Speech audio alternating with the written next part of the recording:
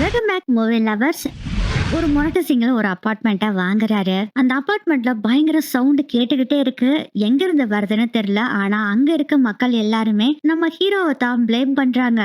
படம் போக போகதான் பயங்கர த்ரில்லிங்கா போகுது. அதுவும் வச்சாங்க பாருங்க பாதி படத்துக்கு மேல ஒரு ட்விஸ்ட். அதுதான் சூப்பரான ட்விஸ்ட். நம்ம இன்னைக்கு வால் டு வால் அப்படிங்கிற ஒரு கொரியன் மூவியை தான் பார்க்க போறோம். ஆக்சுவலா கொரியால வால் டு வால் அப்படின்னா 84 ஸ்கொயர் மீட்டர்ஸ்னு சொல்லுவாங்க. நம்ம ஹீரோ இந்த 84 ஸ்கொயர் மீட்டர்ஸ்குள்ள இருக்கிற வீட்டை வாங்கி என்னென்ன பாடுபடுறாருங்கிறது நம்ம இப்ப பார்க்கலாமா?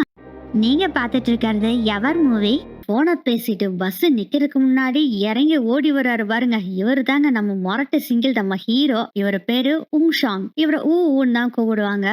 ஆக்சுவலா அவரோட அபார்ட்மெண்ட்டை ரெஜிஸ்டர் பண்றதுக்காக தான் வேகமா போறாரு. அபார்ட்மெண்ட்டை ரெஜிஸ்டரும் பண்றாரு. இப்போ ஒரு வீட்டுக்கு ஓனர் ஆயிட்டாரு. நம்ம பத்தி சொல்லணும்னா, கிராமத்துல வாழ்ந்த மனுஷன் படிச்சு கிடிச்சு என்னமோ டிகிரியை முடிச்சு சிட்டில ஒரு வேலை வாங்கிறாரு. சியோல்ல வந்து ஒரு அபார்ட்மெண்ட் வாங்கி அங்க குடியிருக்கணும் தான் இவரோட கனவே. அதனால இங்க வேலைக்கு சேர்ந்தோடனே தன்னோட சேவிங்ஸ் மொத்தத்தையும் போட்டு, அது மட்டும் இல்லாம ஊர்ல இருக்கக்கூடிய அம்மாவோட விவசாய நிலத்தை கூட வித்து இந்த அபார்ட்மெண்ட்டை வாங்குறாரு. அதுவும் அட்வான்ஸ் எல்லாத்துக்கும் இதை கொடுத்துட்டாரு. அதுக்கப்புறம் முழு பணத்துக்கு ஒரு லோனை வேற போட்டிருக்காரு. 2021ல இந்த வீட்டை வாங்கிட்டாரு. ரொம்ப சந்தோஷமா இருக்காரு. ஒரு பொண்ணை வேற பேசி முடிக்கிறாங்க. அந்த பொண்ணு வேற இந்த அபார்ட்மெண்ட்ல வந்து ஜாலியா சுத்திலாம் பாக்குது. இப்படியே போகுது காலங்கள். 2024 ஆகஸ்ட் 8ஆம் தேதி இப்போ நம்ம ஊவோட அபார்ட்மெண்ட்டை காமிக்கிறாங்க. குப்பைக்கு நடுவுல ஒரு ஆள் படுத்திருக்காரு. இவரு வேற யாரும் இல்ல, தான். அசந்து போய் தண்ணி அடிச்சிட்டு மனுஷன் படுத்திருக்காரு. அந்த சமயத்துலதான் போனோட வைப்ரேஷன் சவுண்ட் கேக்குது.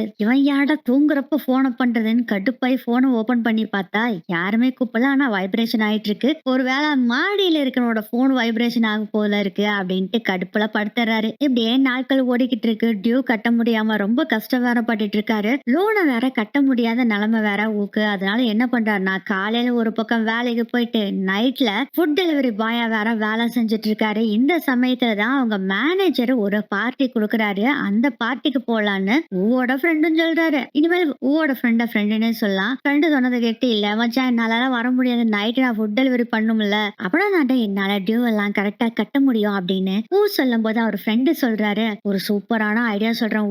இன்னைக்கு மட்டும் மேனேஜரோட பார்ட்டிக்கு போய் அவருக்கு சரக்க ஊத்தி கொடுத்து அவர் எப்படி ட்ரேடிங் பண்றாருங்கிற விஷயத்த கத்துக்கிட்டோம்னு வச்சுக்கோ, நம்மளும் அவரை மாதிரியே பெருசா டெவலப் ஆயிடலாம். இந்த பணம் எல்லாம் ஜுஜுப்பீடா, நம்ம ஈஸியா இந்த வீட்டோட லோன் எல்லாம் கட்டிடலாம். இல்லனா என்னால வர முடியாது, நான் ஃபுட் டெலிவரி பண்ணணும் அப்படின்னு சொல்லிட்டு அவரும் கிளம்பி வீட்டுக்கு வர்றாரு. வீட்டுக்கு வந்து பார்த்தா அவர் வீட்டு முன்னாடி ஸ்டிக்கி நோட் நிறைய ஒட்டி இருக்கு. அதெல்லாம் என்ன போட்டிருக்குன்னா, என் குழந்தைங்க 12th 1 8th 1 படிக்கிறாங்க, நீங்க போடுற சவுண்டுனால அவங்களால படிக்க முடியல, பிளீஸ் சவுண்ட போடாதீங்க அப்படின்னு ஸ்டிக்கி நோட்ல ஒட்டி இருக்கு. அதை பார்த்து கடுப்பாயிட்டு நைட்டு வந்து அக்கடான்னு படுத்து தூங்குனா கரெக்டா மறுபடியும் 4:30 மணிக்கு வைப்ரேஷன் சவுண்ட் கேக்குது. கட்டுப்பாயிடுறாரு. எவன்டா இதை பண்றது அப்படின்னு பயங்கர கடுப்புல இருக்கும் போது இது ஒரு சவுண்ட் கேட்கற மாதிரி தெரியுது. அதனால இன்டர்காம் டிவைஸ கேமராவை ஆன் பண்ணி பார்த்தா ஒரு உருவம் நின்னுட்டு இருக்குது. பயந்து போய் ஜெர்க் ஆயிராரு. யோ யாருமா நீ, இப்படி இந்நேரத்துல வந்து உட்காந்துட்டு இருக்கிற, யாரு நீ அப்படின்னு சொல்லிட்டு டோரை ஓபன் பண்ணி பார்த்தா அங்க நிக்கிறது ஒரு லேடி நிக்கிறாங்க. இவங்க தாங்க இந்த ஸ்டிக்கி நோட்லாம் ஒட்டுறவங்க. இவங்க வீட்டுக்கு கரெக்டா கீழே இருக்க 13th ஃப்ளோர்ல இருந்து வந்து ஸ்டிக்கி நோட் ஒட்டிட்டு இருக்காங்க.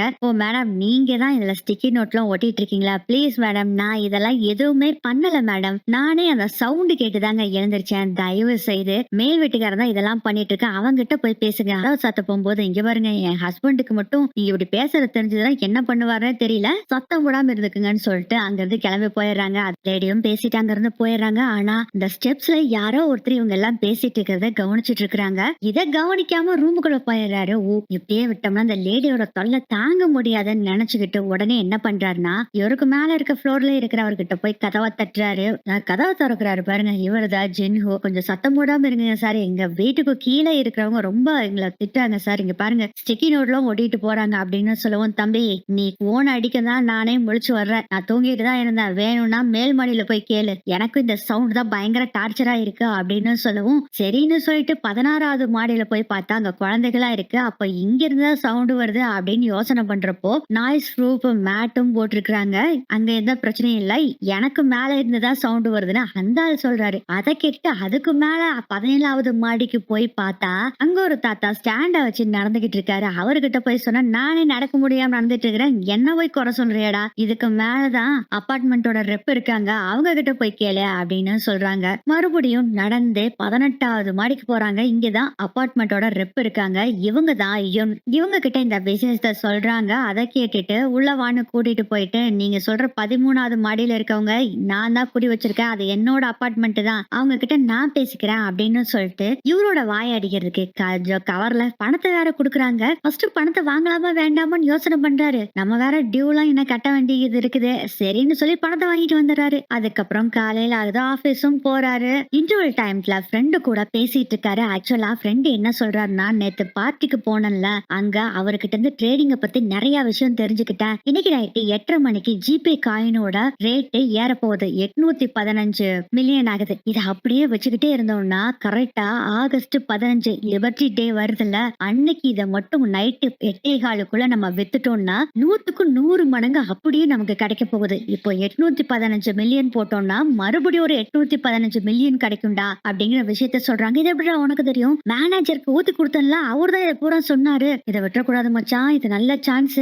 டே ஃப்ரெண்டு, இதுக்கெல்லாம் காசு வேணும்டா, இன்வெஸ்ட்மெண்ட்லாம் பண்ணும், என்கிட்ட அவ்வளவு காசு இல்ல அப்படின்ட்டு அங்க இருந்து கிளம்பி போயிடுறாரு. இருந்தாலும் மனசு கேட்கல. சரி லோனை போட்டு பார்க்கலாம்னு சொல்லிட்டு எங்க லோன் போட்டாலும் லோன் கிடைக்கவே இல்லை. அந்த ட்ரேடிங் ஆப்பை வச்சுக்கிட்டு இவர் பார்த்துக்கிட்டே இருக்காரு. எல்லாமே டவுன் ஆகவே இல்லை, எல்லாமே அதிகமா போய்கிட்டே இருக்கு. அந்த சமயத்துல தான் இவர் அதை நினைச்சுக்கிட்டே ஃபுட் டெலிவரி பண்றதுக்காக சைக்கிள்ல வந்துகிட்டு இருக்காரு. இடையில குறுக்கால ஒரு பைக்காரன் வந்து இவர் மேல மோதிடுறான். காயம் வேற ஆயிடுச்சு. அதனால சைக்கிள் வேற ஓட்ட முடியாது. சைக்கிளை தள்ளிக்கிட்டே வந்துகிட்டு இருக்கும் போதுதான் அபார்ட்மெண்ட் வாங்கி விக்கிற ஒரு ஆபீஸ பாக்குறாரு. அதுக்குள்ள போறாரு. என் அபார்ட்மெண்ட்டை உடனே வித்தாகணும், அதுவும் 800 மில்லியன் அபார்ட்மெண்ட் விற்கணும் அப்படின்னு சொல்றாங்க. சரி வித்துக்கலாம், நோ ப்ராப்ளம் அப்படின்னு, எனக்கு இன்னைக்கு நைட்டே இப்பயே அட்வான்ஸ் வேணும் கேட்க, தம்பி நீ கேட்கற ரேட்டுக்கெல்லாம் கொடுக்க முடியாது தம்பின்னு சொன்னோடனே அப்செட் ஆகி வீட்டுக்கு வந்து ஃபுல்லா சர்ச் பண்ணி பாக்குறாரு. எந்தெந்த புரோக்கர் அபார்ட்மெண்ட்டை வாங்குவாங்கன்னு தேடிக்கிட்டு இருக்காரு. அப்பதான் ஒரு புரோக்கர் சிக்கிறாரு. அதுக்கப்புறம் அவர்கிட்ட ஒரு ஆளை பிடிச்சு அவர்கிட்ட விற்கலான்னு முடிவும் பண்ணிடுறாங்க. ரெஜிஸ்டர் ஆபீஸ்க்கு வந்தோடனே 85 மில்லியன் தான் கொடுப்போம் அட்வான்ஸா, அதுக்கப்புறம் தான் பே பண்ணுவோம் அப்படின்னு சொல்றாங்க.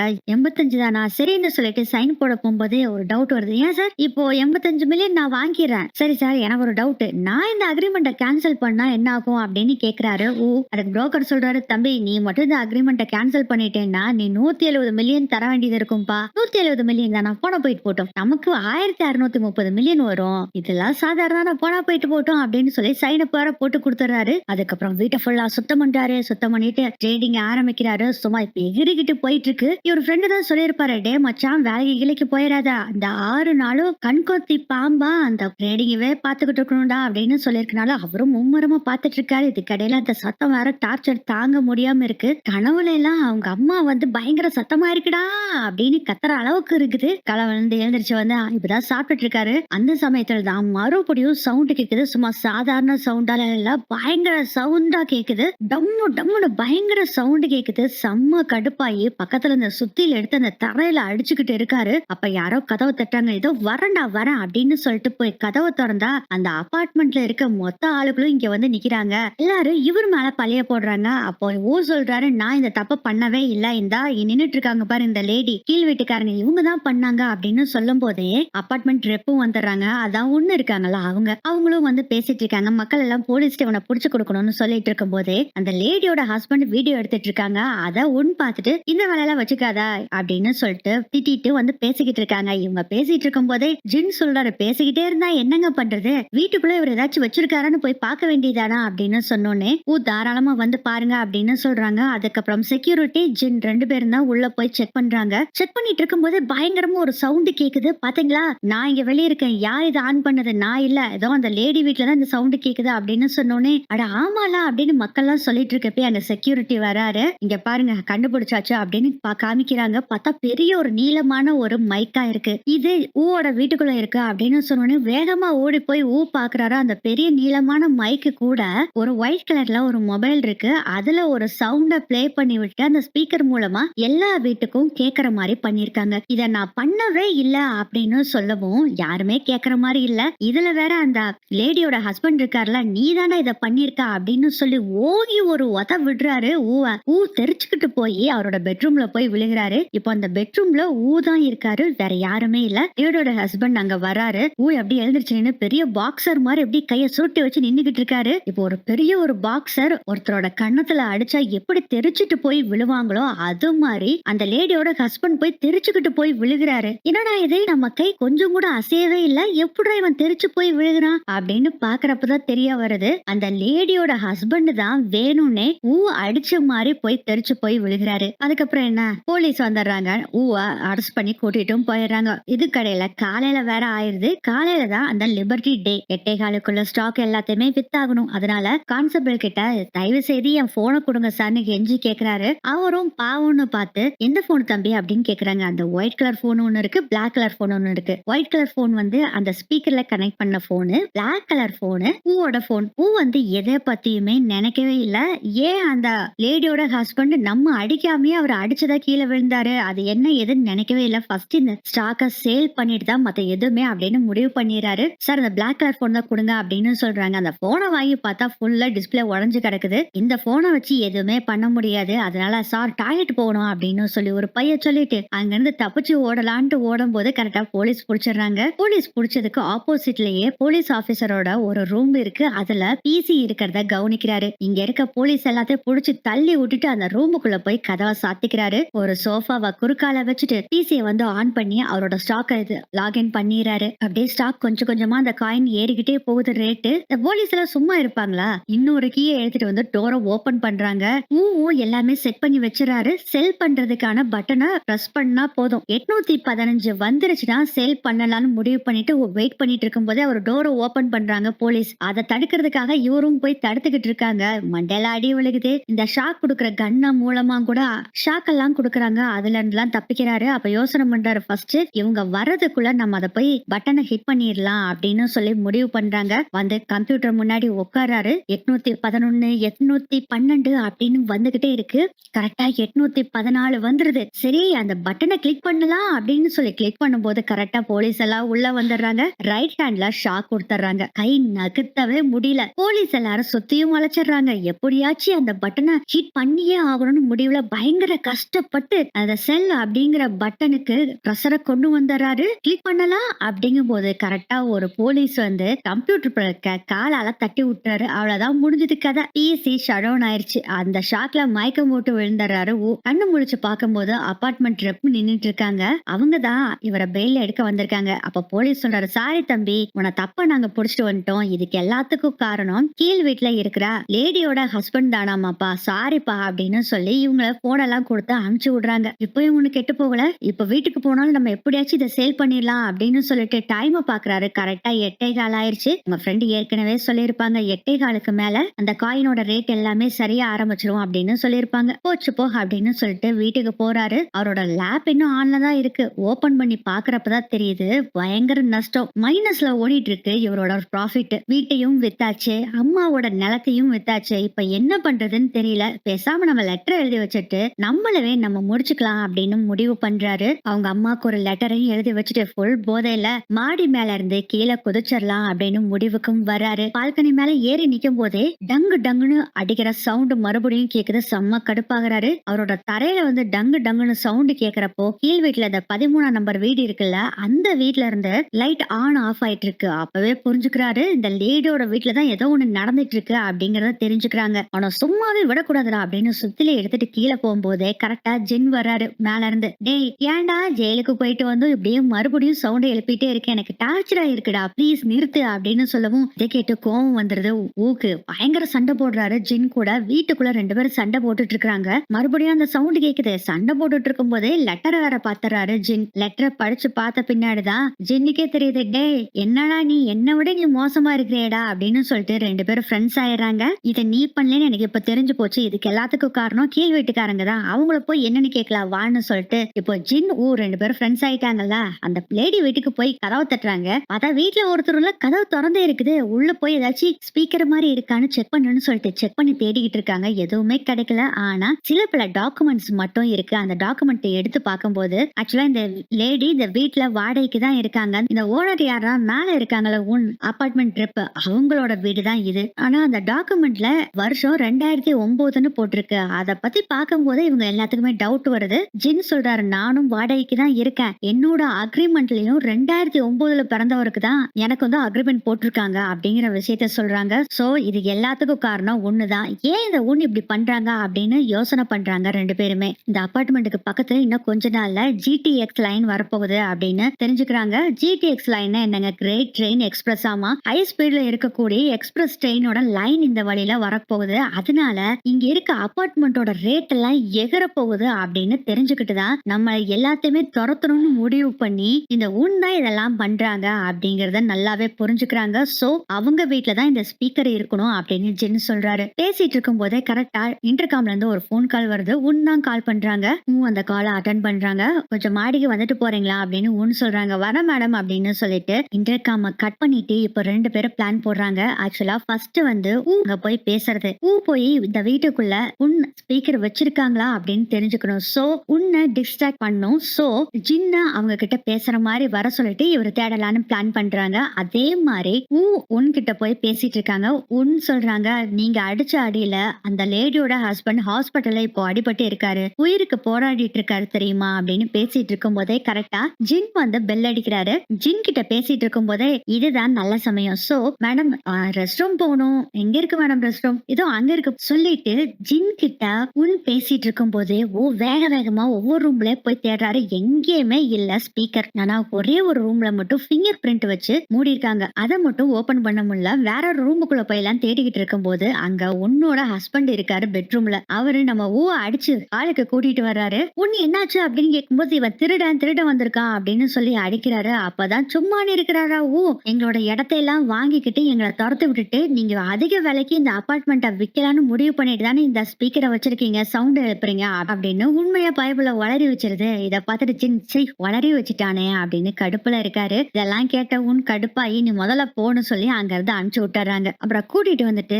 ஜின் சொல்றாரு, மன்னிச்சிடா, உன நான் தப்பா நினைச்சிட்டேன். நம்ம 2 பேரும் சேர்ந்து எப்படியாச்சும் இதை மீட் எடுக்கிறோம், ஓகேவா? கவலைப்படாத. சரி கொஞ்ச நேரம் நம்ம ரெஸ்ட் எடுக்கலாம், அதுக்கப்புறம் என்ன முடிவு வேணாலும் பண்ணலாம், போய் ஃப்ரெஷ் ஆயிட்டு வரலாம் அப்படின்னு சொல்லிட்டு அவங்க வீட்டுக்கு போயிடுறாங்க. ஃப்ரெஷ் ஆயிட்டு அவரோட போன் என்ன நிலைமையில இருக்கு அப்படின்னு சொல்லிட்டு எடுத்து பாக்குறாரு. ஃபுல்லா ஸ்கிராச்சா இருக்கு. இதுல வேற டிஸ்பிளே வேற போச்சா. கவலைப்பட்டு இருக்கும் போது போலீஸ் இன்னொரு போன், அந்த வெள்ளை கலர் போன் கொடுத்திருப்பாங்கல்ல, அந்த போனை எடுத்து பாக்குறாரு. அது வைஃபை ஒர்க் ஆயிட்டு இருக்குது. அப்ப யோசனை பண்றாரு, இந்த அபார்ட்மெண்ட்ல இருக்கக்கூடிய ஏதோ ஒரு வீட்டுல தான் வைஃபை இங்க ஒர்க் ஆகுது அப்படின்னு தெரிஞ்சுக்கிட்டு உடனே இதை போய் நம்ம ஜின்னு கிட்ட சொல்லணும்னு சொல்லிட்டு டே ஜின் கதை தொடடான்னு வீட்டுல போய் தட்டுறாரு. இங்கதான் ஒரு பயங்கரமான ட்விஸ்டே இருக்கு. இந்த டவரை பார்க்கும்போது பார்த்தா ஜின்னோட வீட்ல இருந்து வர டவர் ஃபுல்லா இருக்கு. சோ இது ஜின்னோட வைஃபை அப்படிங்கிற விஷயத்தை தெரிஞ்சுக்கிறாரு. அதுக்குள்ள ஜின் கதவை ஓபன் பண்றாரு. என்னடா விஷயம் அப்படின்னு கேக்குறாரு. இல்லடா ஜின், என்னோட வைஃபை வீட்ல சரியா ஒர்க் ஆகல, உன்னோட வைஃபை கொடுக்குறியா? ஏன்னா நீ வேற, எனக்கெல்லாம் வைஃபை எல்லாம் இல்லவே இல்லடா அப்படின்னு ஜின் சொல்றாரு. அப்பவே சந்தேகம் வந்துடுது ஊக்கு. இவன் தான் இது எல்லாத்தையும் பண்றான்னு கன்ஃபார்ம் பண்ணிடுறாரு. ஜின் கேக்குறாரு, டே நான் சோனா போறேன், நீ வரையா? இல்லடா நான் வரல, நீ கிளம்பு அப்படின்னு சொல்லிட்டு அங்க வந்து போகிற மாதிரி போறாரு.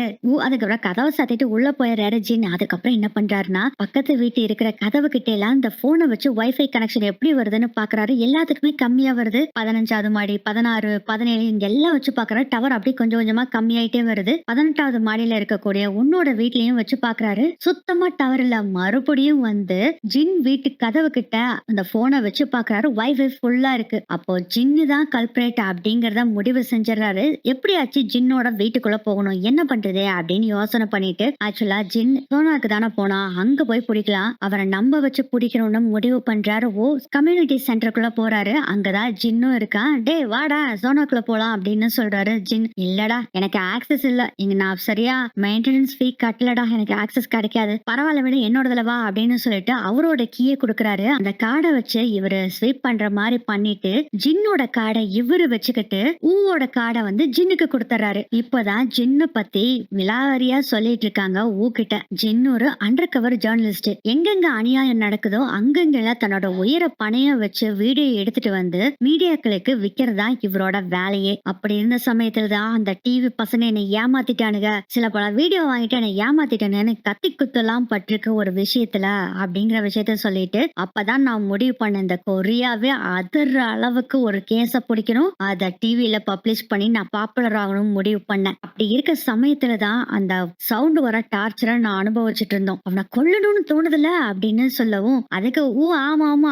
விடக்கூடாது, அவனை கொல்லணும் அப்படின்னு சொல்றாரு. சரி இனிமேல் இங்க எதுக்கு இருந்துகிட்டு, அதான் அவனோட கீய ஆட்டைய போட்டாச்சு, கிளம்பலாம் அப்படின்ட்டு, சரி நான் போய் ரெஸ்ட் எடுக்கிறேன் ஜின் அப்படின்னு சொல்லிட்டு வேகமா அங்க இருந்து கிளம்பி நேரா ஜின்னோட வீட்டுக்குள்ள போறாரு. அதான் அங்க ஏகப்பட்ட ரவுட்டர்ஸ் இருக்கு. அதுல ஒரு ரவுட்டர்ல ஸ்பீக்கர் கூட கனெக்ட் பண்ணியிருந்த அந்த ஒயிட் கலர் போன்ல இருக்கிற வைஃபையோட நேமும் அந்த ரவுட்டரோட நேமும் ஒன்னா இருக்கு. அத பார்த்த உடனேவே இவன் தான் இதெல்லாம் பண்ணிருக்கான் அப்படின்னு முடிவும் பண்ணிடுறாரு. வேற ஏதாச்சும் தடயம் கிடைக்குமான்னு பெட்ரூம் ஓபன் பண்ணி பார்த்தா அந்த ரூம் ஃபுல்லா பேப்பர் கட்டிங்கா ஒட்ட வச்சிருக்காரு. அதுல பஸ்ல வந்தது முதல் கொண்டு அந்த அபார்ட்மெண்ட்ல இருக்கிறவங்களோட அத்தனை டீடைல்ஸும் அதுல ஒட்டி வச்சிருக்காரு. மாட்டடா மாங்கா மடையா அப்படின்னு சொல்லிட்டு அதை ஃபுல்லா போட்டோ எடுத்துட்டு இருக்காரு. கடைசியில அந்த ஒயிட் கலர் போன் சுவிட்ச் ஆஃப் ஆயிருது. பேசிக்கு பக்கத்துல ஒரு டேப் இருக்கு. அதை எடுத்து பார்க்கும்போது டிஜிட்டல் ஹேக்கிங் எக்ஸ்பர்ட் அப்படின்னு போட்டிருக்கு. அதுக்குள்ள போய் பாக்குறப்பதான் பயங்கரமான ஷாக்கு. இந்த அபார்ட்மெண்ட்ல எத்தனை வீடுக இருக்கோ அத்தனை வீட்டோட நம்பர்ஸும் அதுல லைனா இருக்கு. இவரோட வீட்டு நம்பரை பிரஸ் பண்ணா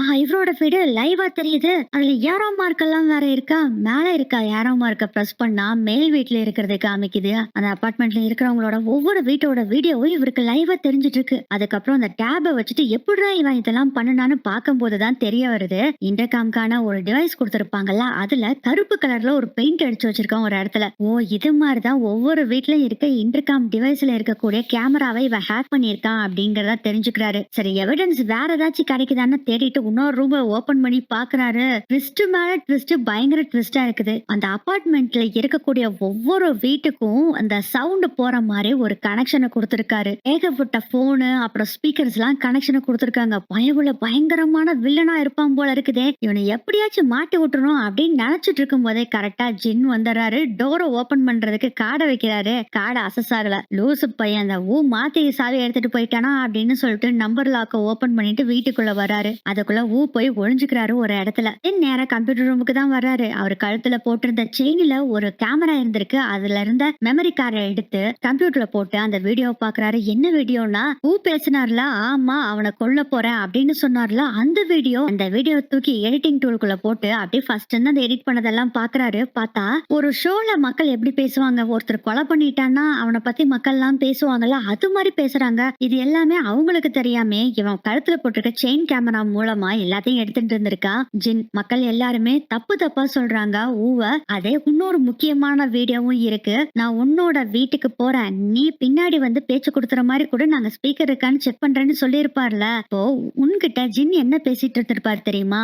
வந்து உங்களை கொல்ல போறேன்னு வந்திருக்கா மேடம் அப்படின்னு சொல்லும் போது, என்ன என்ன கொல்றதுக்காக வந்திருக்கானா அப்படின்னு சொல்றாங்களா. அந்த வீடியோ எல்லாம் இருக்கு. இது எல்லாத்தையும் அந்த வீடியோல பாத்துட்டு இருக்காரு. அட்ட சைக்கோ பயலே, எல்லாத்தையும் நீதானா பண்ணிருக்க அப்படின்னு நினைச்சிட்டு இருக்காரு. இதெல்லாம் தான் பார்த்து முடிச்ச ஜின், சும்மா பக்காவா வந்திருக்கு, செம்ம ஷோ, இதை மட்டும் நான் வித்தேன்னா பக்காவா சூப்பரா போகும் அப்படின்னு நினைச்சிட்டு அதே சந்தோஷத்துல போய் படுத்து தூங்கிட்டு இருக்காரு. அப்பதான் அங்க இருக்க சுத்தில எடுத்துட்டு வார்ட்ரோப்ல இருந்து வெளியே வர்றாரு.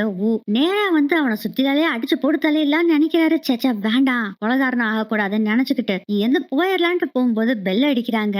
வேற வழி இல்ல, ஜின் தூங்கிட்டு இருந்த கட்டலுக்கு அடியில போய் ஒழிஞ்சுக்கிறாரு. அப்பதான் ஒரு லேடி வர்றாங்க. அவங்க கையிலயும் ஒரு சுத்தியில் இருக்கு. என்னடா இது, படம் பூரா எவனை பார்த்தாலும் சுத்திலாம் வச்சிருக்கான். சுத்தில எடுத்துட்டு வந்த அந்த லேடி யாருன்னா 13ஆம் நம்பர்ல இருக்காங்க பாருங்க, அதே லேடி தான். வந்து அங்க இருக்க ஸ்பீக்கரை பூரா உடைக்கிறாங்க. ஜின் செம்ம கோவப்பட்டுட்டு என்னன்னு கேட்கும் போது, என்னோட ஹஸ்பண்ட் கோமால இருக்காங்க, உயிருக்கு போராடிட்டு இருக்காரு, எல்லாம் ஒன்னால தான் அப்படின்னு சொல்லும் போது, அப்பதான் ஜின் சொல்றாரு, நான் நடிக்க சொன்னா உங்களுக்கு எங்க போச்சு அறிவு, நீங்க தானே லீஸ் எக்ஸ்டெண்ட் பண்ணணும், உங்க குழந்தை இங்க இருந்து போனா சிரமம்னு சொல்லி சொன்னீங்க, அதனாலதான் நீங்க வந்தீங்க. அடி வாங்கின மாதிரி நடிடான்னு உன் ஹஸ்பண்ட் கிட்ட சொன்னா அவ என்னடா நிஜமானே அழைச்சிட்டு கோமாக்கு போயிட்டான், நான் என்ன பண்ண முடியும். சரி இரு அப்படின்னு சொல்லிட்டு அவர் பெட்டு கடையில நிறைய பணம் எல்லாம் வச்சிருக்காரு. அதுல பணம் கட்டு 2 கட்டு எடுத்து கொண்டு வந்து கொடுக்குறாரு. கூடவே நிறைய கேசட்ஸும் இருக்கு அந்த பெட்டு கடையில. பணம் எல்லாம் வேணாம், என் ஹஸ்பண்ட் தான் உயிரோட வேணும்னு அந்த லேடி சொல்ல, இவரும் நீ பணத்தை வாங்கிட்டு கேம்புன்னு சொல்றாரு. அந்த லேடிக்கு கோவம் வந்து அங்க இருக்க கேசட் எல்லாம் தூக்கி போட்டு அடிக்கிறாங்க. அதுல கோவம் வந்துருது ஜின்னுக்கு. உன் புருஷன் தானே செத்தா சாகட்டும், அதை ஒரு நியூஸா போட்டு பாப்புலர் ஆயிடலாம் அப்படின்னு சொல்லிட்டு இருக்கும் போதே அந்த லேடிக்கு கோவம் வந்தது. லேடி ஜின்ன அடிக்கிறதுக்காக பயங்கர கோவமா வர்றாங்க. ஜின் சும்மா இருப்பாரு, அந்த லேடி அங்கேயே அடிச்சு கொண்டுட்டாரு. இதெல்லாம் பார்த்து பயந்து போய் இருக்காரு. அந்த சமயத்துல கேசட் எல்லாம் எடுத்து வச்சு பார்க்கும்போது 11ஆம் நம்பர் கேசட் மட்டும் காணோம். எங்கேன்னு தேடிட்டு இருந்தா கடைசியில ஊக்கு பக்கத்துல தான் அந்த கேசட் இருக்கு. ஜின்னுக்கு அந்த சைடு நின்றுட்டு இருக்கனால அவர் பக்கத்துல இருந்த 11ஆம் நம்பர் கேசட்டை கட்டலுக்கு வெளியே கொண்டு வந்து வைக்கிறாரு. கட்டல் கடையில இருந்த கேசட்டை வெளியே எடுத்து வச்சார்ல, அதை பார்த்துட்டாரு. போலீஸ் கிட்ட போன்ல கம்ப்ளைண்ட் பண்ற மாதிரி பேச மாதிரி நடிச்சிட்டு இருப்பாரு. தானாவே எலி பொறியில வந்து மாட்டுட்டோன்னு வெயிட் பண்ணிட்டு இருப்பாரு. அவரு நினைச்ச மாதிரியே ஊவும் வெளியே வர்றாரு. ஜின் கிட்ட மாட்டிக்கிட்டாரு. பார்த்தா அவர் ஆக்சுவலா போன்ல பேசவே இல்ல. சும்மா பேசுற மாதிரி நடிச்சிட்டு இருந்திருக்காரு. என்னடா நீயே வந்து மாட்டிக்கிட்டியா அப்படின்னு ஜின் கேக்குறாரு. டேய் எதுக்குடா இதெல்லாம் பண்ண, எதுக்கு என்ன மாட்டி விட்டா அப்படின்னு சொல்லும் போதுதான் அப்பதான் சொல்றாரு, இந்த வீடு ஒழுங்காவே கட்டல, பணத்தை மட்டும் நிறைய வாங்குறாங்க, ஆனா எந்த ஒரு அபார்ட்மெண்ட்டும் கட்டுறதே இல்லை. அபார்ட்மெண்ட்ல ஏற்பட்ட சத்தத்தாலும் மக்கள் கஷ்டப்பட்டுட்டு இருக்காங்க. இதுக்கு எல்லாத்துக்கும் என்ன காரணம், கன்ஸ்ட்ரக்ஷன் சரியில்லை, ஊழல் பண்ணிட்டு இருக்காங்க. அந்த ஊழலை கண்டுபிடிக்கணும்னு சொல்லிதான் நான் இங்க வந்திருக்கேன் அப்படின்னு சொல்லிட்டு, நான் கத்தி குத்துலாம் இதுக்காக வாங்கியிருக்கேன் தெரியுமா அப்படின்னு சொல்றாரு ஜின். அதெல்லாம் கேட்டுட்டே ஊழலை கண்டுபிடிக்கனா நீ போய் கண்டுபிடி, எதுக்கு என்ன மாட்டி விடுற, இந்த அபார்ட்மெண்ட்லயே வச்சு பார்க்கும்போது நீ தாண்டா கேனப்பையனா இருந்த, நீ ஒரு முட்டா பீசுட, அதனால தாண்டா ஒன்னா செலக்ட் பண்ண அப்படின்னு சொல்லிட்டு டிவில ஹோஸ்ட் எல்லாம் பேசுவாங்கல்ல, அது மாதிரி பேசிட்டு வர்றாரு. வீட்டுல சத்தம் தாங்க முடியாத ஒரு மிடில் கிளாஸ் இளைஞன் அவன் தற்கொலை பண்ணிக்கிட்டான். தற்கொலை பண்ணும்போது அங்க இருக்கவங்க நிறைய பேத்த கொன்னுட்டு தற்கொலை பண்ணிருக்கான். அந்த ஒரு போராட்டத்துல உயிர் தப்பிச்சு வந்த ஜின் தான் இந்த எல்லா விஷயத்தையும் வெளிக்கொண்டு வந்தார் அப்படின்னு சொல்லி பேசிக்கிட்டு, இப்ப பாரு இன்னும் கொஞ்ச நாள்ல நான் ரொம்ப பாப்புலர் ஆக போறேன், அதுக்கு நீ உயிரோட இருக்கக்கூடாது, உன்னை போட்டு தள்ளிடணும் அப்படின்னு சொல்லிட்டு அவரை கொல்ல போகும்போதுதான், ப்ளீஸ் நான் இந்த விஷயத்த யாருகிட்டயுமே சொல்ல மாட்டேன் ஜின், நான் உனக்கு ஹெல்ப் பண்றேன் ஜின், நீ தனியா இந்த வேலையை செய்ய முடியாதுன்னு எனக்கு தெரியும், கீழ் வீட்டுக்கார லேடி இத பூரா சொதப்பிட்டா, இந்த மேல் வீட்டுல இருக்க உன்னை நீ போட்டு தள்ளணும், கரெக்ட் தானே, ஆமாண்டா, அந்த உன்னை போட்டு தள்ளிட்டு அந்த இரும்பு டோருக்குள்ள ஒரு லெட்ஜர் இருக்கு, அந்த லெட்ஜர்ல தான் எல்லா டீடைல்ஸுமே இருக்கு, யார் யாரு பணம் வாங்கினாங்க அந்த வீடு கட்டுறதுக்கு, யார் யார் வாங்கலைங்கிற விஷயம் தெரியும், அது அவங்க கிட்ட தான் இருக்கு, அதை எடுக்கணும்னு சொல்றாரு ஜின். நான் உனக்கு ஹெல்ப் பண்றேன், எப்படியாச்சு என்னோட வீடு எனக்கு திரும்பி வரணும், ஏன்னா கான்ட்ராக்ட் அவங்க கிட்ட தான் போட்டிருக்கேன், சோ இந்த பிரச்சனைல இருந்து நான் வெளியே வரணும் அப்படின்னு சொல்றாரு. சரிடா நீ சொல்றதே செய்யலாம் அப்படின்னு சொல்லிட்டு என்ன பண்றாங்கன்னா, ஒண்ணு அடிச்சே கொன்னார்ல கீழ் வீட்டு 13ஆம் நம்பர் வீட்டு லேடி, அவங்க தூக்கிக்கிட்டு அந்த செக்ரட்டரி இருக்காங்கல்ல 18வது மாடியில, அவங்க வீட்டுக்கு போறாங்க. அந்த வீட்டுக்குள்ள போய் நேரா கிச்சனுக்கு போய் அந்த லேடிய அங்க படுக்க வச்சுட்டு, அதுக்கப்புறம் கேஸோட பைப் லைனை கட் பண்ணி விடுறாரு. அதை பார்த்து அதிர்ச்சி ஆகுறாரு.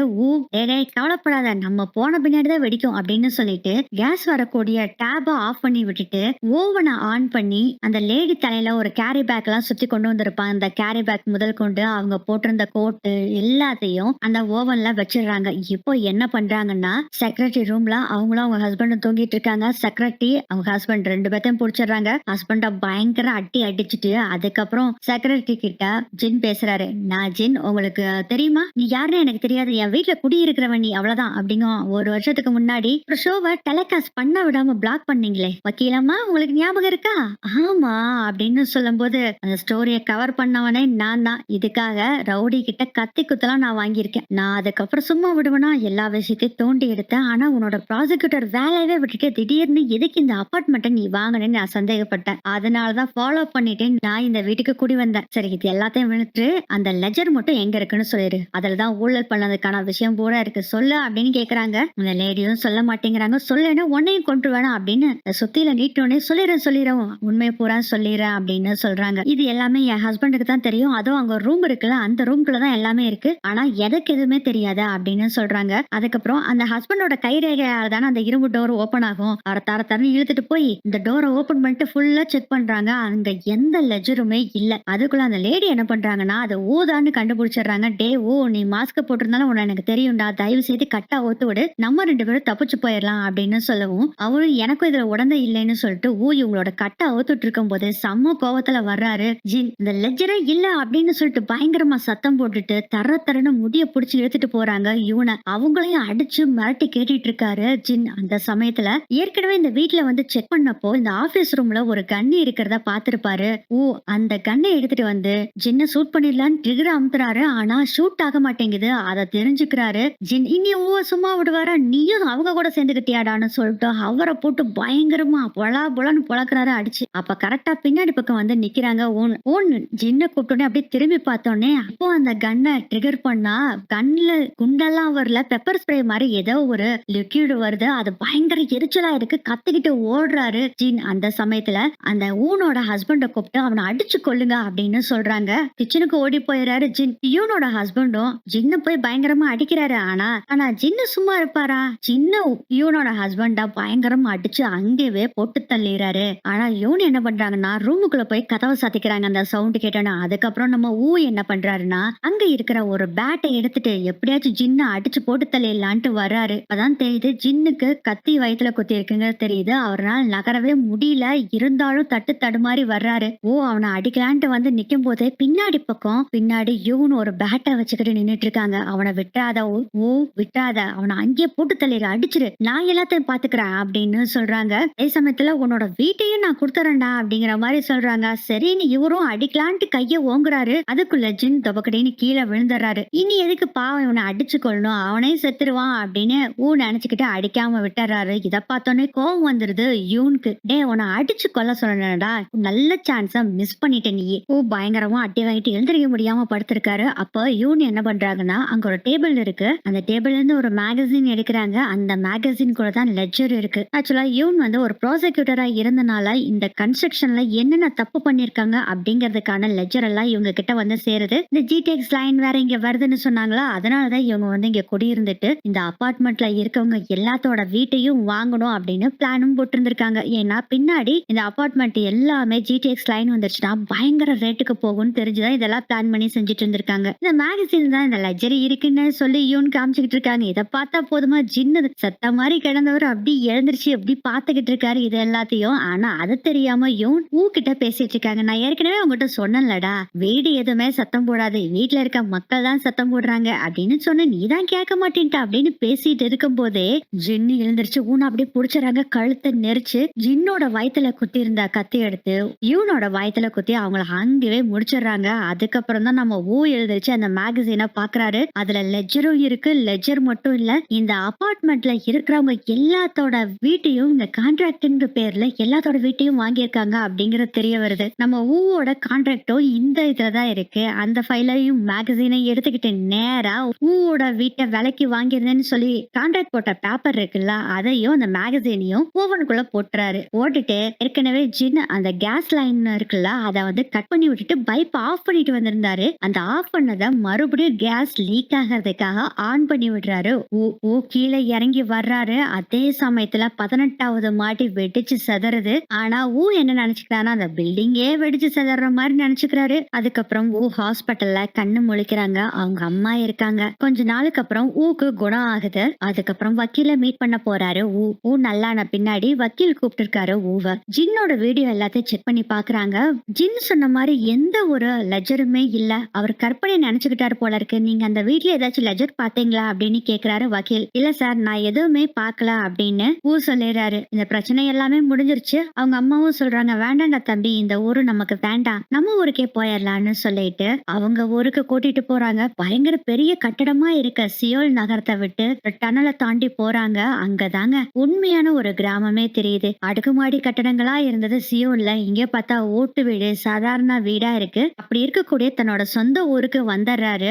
என்னதான் அவங்க அம்மா நல்லா பாத்துக்கிட்டு அங்க போக வேண்டாம்னு சொன்னாலும் அவரால் இருக்க முடியல. அதனால நடு ராத்திரியில எழுந்திருச்சு மறுபடியும் சியோலுக்கு வர்றாரு. அவரோட அபார்ட்மெண்ட்டுக்கு போறாரு. ஒரு டிராவ்ல ஒரு ஃபைல் இருக்கு. அதுதான் இவரு பேர்ல இந்த வீட்டை ரெஜிஸ்டர் பண்ண ஃபைல். அந்த ஃபைல் அப்படி பாத்துட்டு இருக்காரு. மறுபடியும் பார்த்தா மாடியில இருந்து சத்தம் கேட்டுட்டு இருக்கு. அப்பதான் சொன்னதை நினைச்சு பாக்குறாரு. இந்த கட்டடங்கள் மேல எந்த ப்ராப்ளமுமே இல்ல, இதுல வாழக்கூடிய மக்கள் தான் பிரச்சனை அப்படின்னு சொல்லியிருப்பாங்க. அதை நினைச்சு பார்த்துட்டு அப்படியே சிரிச்சிட்டு இருக்காரு. அந்த அபார்ட்மெண்ட்ல வசிக்கக்கூடிய மக்கள் கிட்ட இருந்து சொத்த பூரா புடுங்குற மாதிரி எல்லாத்துக்கிட்டையும் ஒரு அட்வான்ஸ கொடுத்து சொத்த பூரா வாங்கி வச்சிருந்தாங்கல்ல, அதை ஃபுல்லா இப்போ இவனோட அபார்ட்மெண்ட் எரிஞ்சனால அந்த ஃபைல் எல்லாமே எரிஞ்சு போச்சு. சோ எல்லாத்துக்குமே அவங்க வீடு அவங்க பேர்ல வந்துருச்சு. நம்ம ஊக்கும் அந்த வீடு கிடைச்சிருச்சு. அது ஒரு பக்கம் சந்தோஷமா இருந்தாலும் இந்த ஃப்ளோருக்கு இடையிலான அந்த சத்தங்கள் இன்னும் குறையவே இல்லை. மக்கள் நடமாட்டத்துக்கான சத்தம், குழந்தைங்க குதிக்கிறது, ஒரு சோஃபாவை இழுத்தாங்க கூட சத்தம் கேக்குது. வேற வழி இல்லை, இந்த வீட்டுல வாழ்ந்துதான் ஆகணும் அப்படிங்கறது நல்லாவே புரிஞ்சுக்கிட்டாரு. என்ன